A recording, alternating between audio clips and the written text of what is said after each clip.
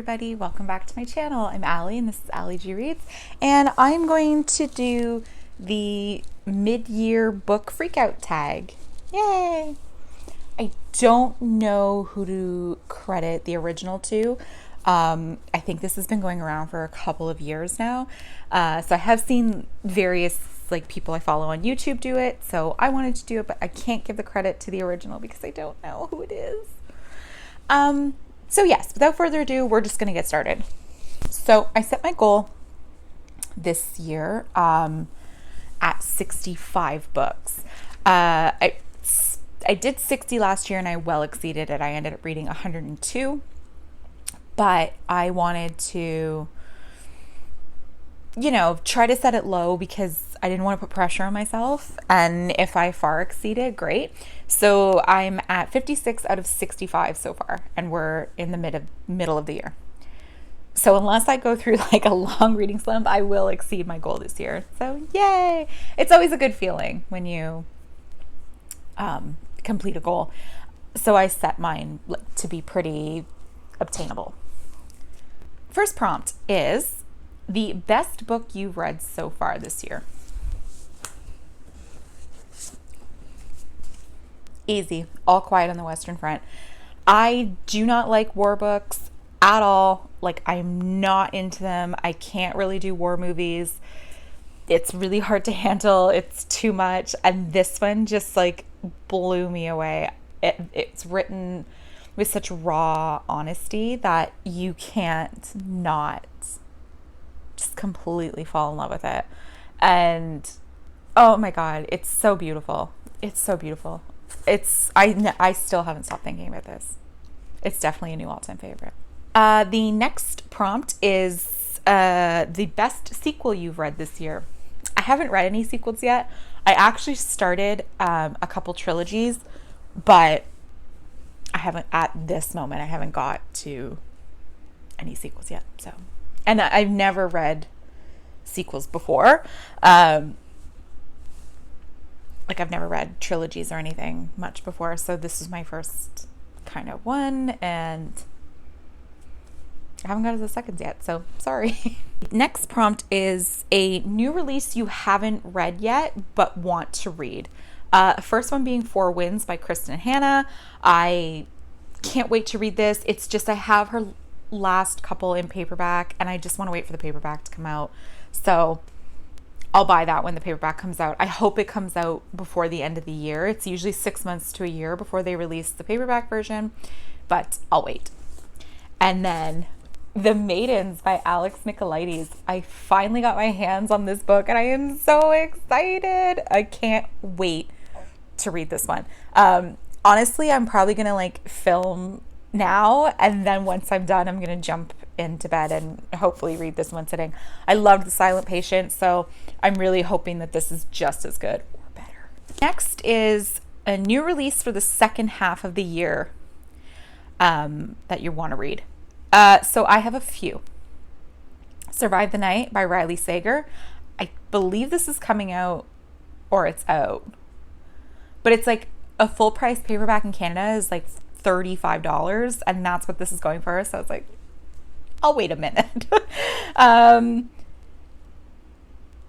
What else I have? Billy Summers by Stephen King is also coming out this summer. I'm super excited for.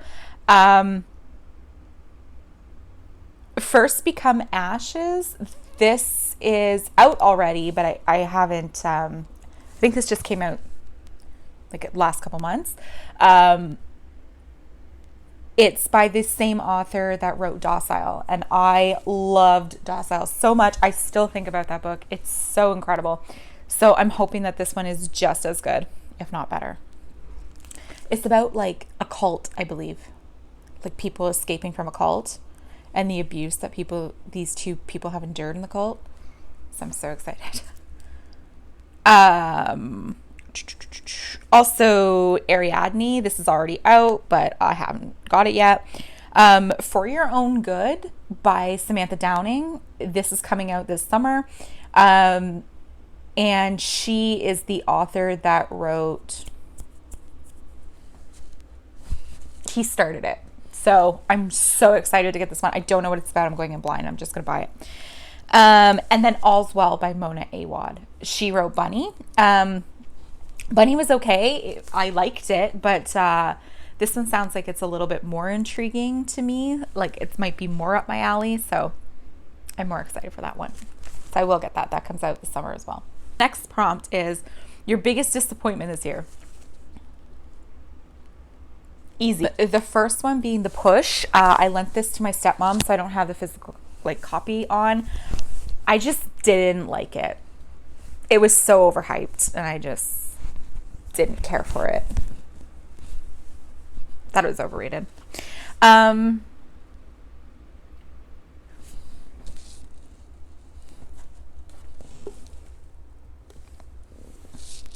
hell is it? Oh, this one. Night Swim. This also really disappointed me. I had heard so many good things by people I follow on YouTube, and I didn't like any of the twists. I did not find this, like the twists, believable. And also like this was very much a fictionalized version of the Brock Turner case, and I just didn't care for this.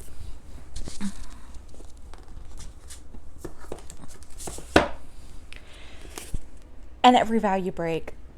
This is right now is sitting at a 2-star, but the more months go by that I think about this, the more it's probably going to be I hate it. So it might end up being a 1-star by the end of the year. But so far, this is the worst book I've ever read, like this year. I just can't. It's not good. And I was so disappointed because Peter Swanson wrote The Kind Worth Killing, which is my favorite thriller ever. And I have a couple more of his books that I loved, and it was trying to be too many things. And I don't think he fully knew the direction that he wanted to go in. That's what it felt like. It was like a mismatch of plots, and I just, no. Prompt is the biggest surprise you read this year. To be honest, I'm just going to go with a genre. I started reading erotic fiction.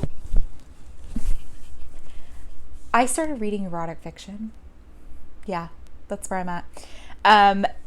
And it's because I don't like romance books, because a lot of the romance books have the same tropes, and most of the time it's they don't talk to each other, and I hate it. I hate it so much. It drives me crazy. I don't like a lot of romance books that I've read, and I don't have a desire to pick it up. However, I started reading more erotic heavy romances, and I'm really into them.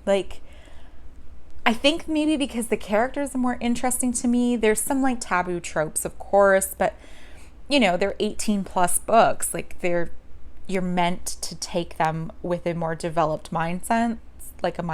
So I'm devouring these books that I've picked up. So if I end up loving erotic fiction by the end of this year, that will be my biggest surprise ever. ever. I never thought I would be this person, but here we are. Favorite new author? I don't have one yet. It's really hard to be a favorite author, and I just haven't had one yet. New fictional crush. I don't have a fictional crush because I'm old, and I don't get crushes on characters. Sorry. I just, no. The only, I'll just share a little about me then. The only crush I really have, which is totally unobtainable, we all have a celebrity crush, would be Till from Rammstein. That's it. He's a real person. I don't know him, so I'm gonna classify that just because, yeah, I don't get crushes on book characters. It's just no. New favorite character. I honestly, my new favorite character so far is Hades. I started reading this like trilogy here. The first one's in my room on my shelf. The first one is called A Touch of Darkness. And I really liked how they portrayed Hades as kind of like Scarlett St. Clair did a great job of making him seem like more misunderstood as a villain. And she really did a good job at like fleshing out the character. Even Persephone in the book was really fleshed out, and I was surprised. Like, as someone like usually I don't like the super innocent like female lead, but I really liked her character and I liked her development. So these are the next two in the trilogy. I think there's another one coming out though, so it's not going to be a trilogy anymore. But I'm looking forward to reading these and seeing if the characters develop further, if I change my mind.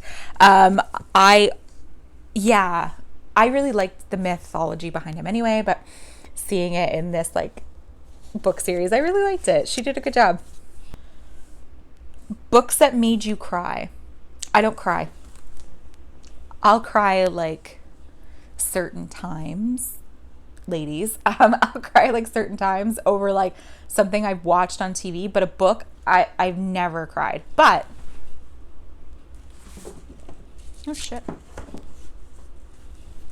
The Summer That Melted Everything was really, really, really good book, and it is really sad and heartfelt. Like, I can see people crying reading this, so I'm gonna put this in. It didn't make me cry, but I can totally see people would be like, oh, like it's very sad, very emotional.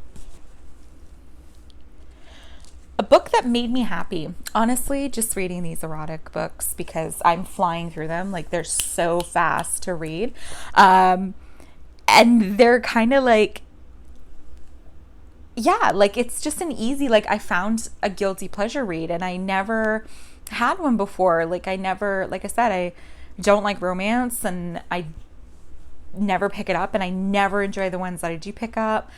And yeah, this is like new for me. So it's made me happy thus far.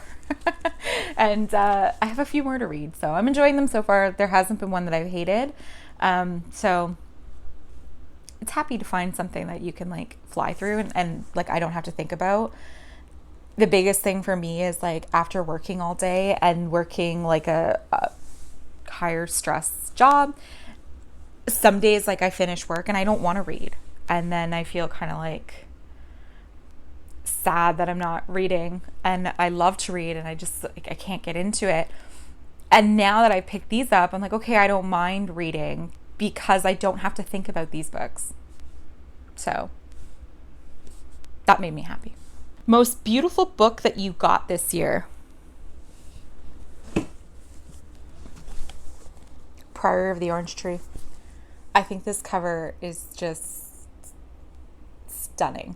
I think it's so beautiful. Even the spine is really, really nice. And like the dragon's kind of like 3D feeling. I just marked off the parts. I haven't read this yet, but I will. What do you need to read before the end of the year? Hold on. Definitely. Library at Mount Char. I've had this for years. Haven't read it. Really, really want to read this. Hurricane Season for Nanda Melchor. I talked about it in another video. Seriously, definitely have to get through this. Katie Robert, Worthy Opponent. It's like an erotic fiction. Den of Vipers. It's an erotic fiction that's caused quite a bit of controversy, so I need to read the controversial books. Shadow of the Gods, another fantasy with dragons and Norse mythology. I'm really looking forward to. I really want to read these two by Stuart Turton. I think I'm going to read them this summer for sure, because they kind of remind me of summer. I don't know why. Devil in the Dark Water, and then The Seven Deaths of Evelyn Hardcastle. So that's it. I finally got a short video in for you guys.